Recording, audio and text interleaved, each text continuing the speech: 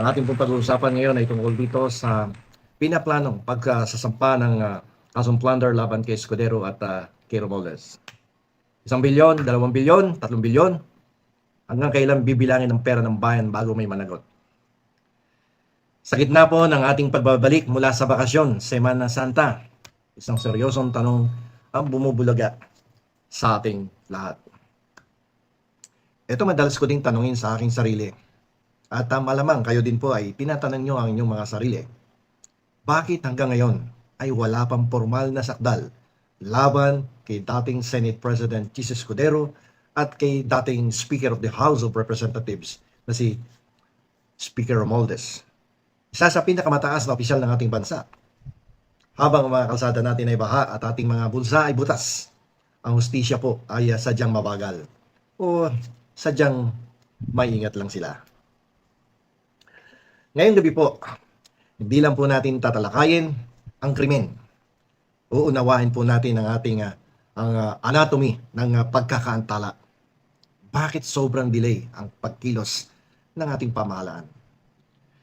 Dahil sa usapin ng plunder, ang maling hakbang ng gobyerno ay pwedeng maging laya ng mga akusado. Ako madalas akong tanungin ng aking mga kakilala at ng ating mga viewers, followers dito sa YouTube channel. Bakit nga ba sobrang tagal ang paghahain ng kaso? May binibigyan ba ng proteksyon? O baka naman sabi ng iba, allegedly, baka naman may hati-hati na dyan, may kahati na, di ba? Pero ayon po sa pahayag ni Ombudsman Jesus Crispin Boying Remulla, nitong Abril 6, 2026, ngayong araw na to, ang kasong plunder laban kina dating Speaker Martin Romualdez at dating Senate President Chis Escudero ay inaasahan maihahain pa sa Mayo ng taong kasalukuyan. Sa Mayo. So next month pa maihahain. Marami tuloy nagtatanong, bakit inabot ng taon? No? Bakit ganito katagal? So tingnan natin yung mga dahilan base sa ating legal na proseso. Bago tayo manisi. Okay. Tingnan natin yung volume of evidence, yung gabundok na dokumentong pinag-aaralan ng Office of the Ombudsman. Alam niyo po ang investigasyon na hindi lang nakatuon sa isang tao, kundi sa isang conspiracy. Ito yung tinatawag na sabwatan ng 2, 3, 4 o 5 tao o higit pa sa 5 tao na nakipagsabwatan upang magnakaw laban sa ating gobyerno.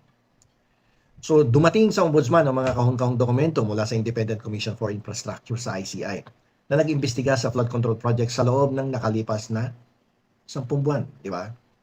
O almost a year, no? Di ba? So nakita natin sa news yan, no? Pinakita yan, hinatid ng truck. Ang daming kahon ng dokumento ang inendorso sa Office of the Ombudsman. So dito, kailangan busisiin ang bawat kontrata, bawat bidding at bawat pirma mula noong 2020. So panahon pa yan ni Speaker Velasco hanggang 2025.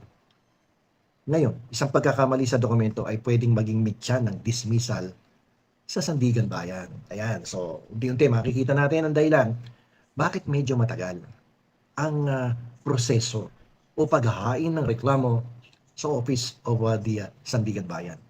Okay. Sa ilalim ng Republic Act 7080, ito po yung plunder law. Hindi sapat na ipakita lang na may nawawalang 50 milyong piso mula sa kaban ng bayan.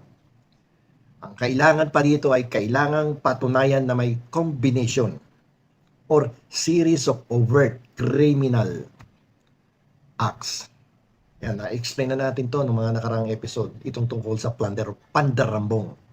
Ibig sabihin, kailangang ipakita ang koneksyon ng budget process sa Kongreso patungo sa pagpapatupad ng proyekto sa Department of Public Works and Highways hanggang sa paglabas ng kickback. Ang pagbuo ng chain of evidence na ito ang pinakamahirap na bahagi. Okay?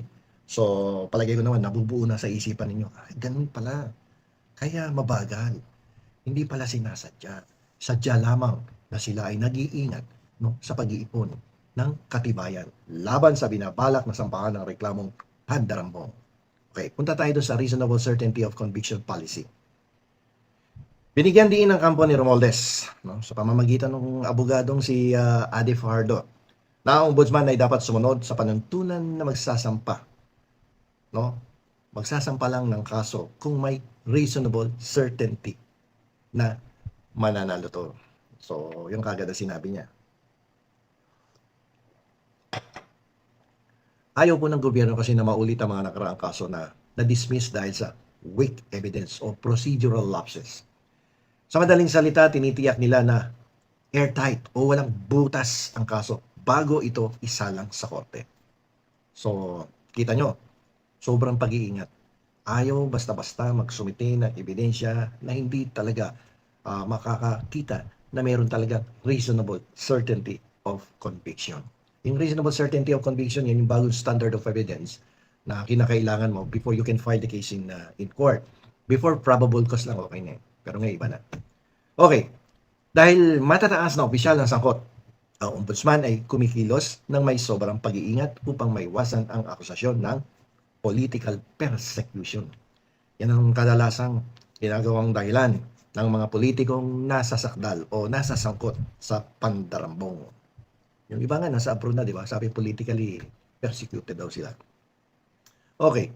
So yung bawat supwena at bawat clarificatory hearing ay kailangan dumaan sa tamang proseso upang hindi ma-question sa Korte Suprema ang proseso ng kasong ito. Okay.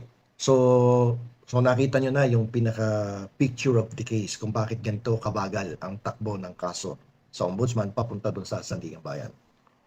Ito kasing pagong na usad ng ating hustisya ay madalas nating ikinagagalit. Naaasar tayo, di ba? Bagal-bagal, di ba? Ngunit sa usapin ng plunder, kailangang tandaan. Ang hustisya ay parang pagtatayo ng gusali. Kapag minadali mo ang pundasyon, guguho ito sa harap ng korte. Ang pagkaantalang ito ay maaaring isang senyales ng pag-iingat upang matiyak na kapag ang pinto ng selda ay sumara, wala na po itong balikan. Ngunit ang hamon ay nananatili sa Office of the Ombudsman. Ang pag-iingat ay hindi dapat maging dahilan ng paglimot. Dahil ang hustisya na masyadong matagal or justice delayed ay madalas nauuwi sa hustisyang ipinagkakait. Justice delayed, justice denied. So manatili po tayong mapagbantay sa darating na Mayo. Dahil sa dulo, ang tunay na hatol ay hindi lang manggagaling sa Sandigan Bayan, kundi sa kasaysayan na sumusukat sa tapang ng ating mga institusyon. So, wag po nating husgahan ng bilis. Husgahan natin ang tibay ng kasong ihahain ng Office of the Ombudsman. Ang 50 milyones ay pera po natin. At ang bawat araw na lumilipas ay dapat gamitin sa pagtiyak na ang kaban ng bayan ay muling mabibigyan ng dangal.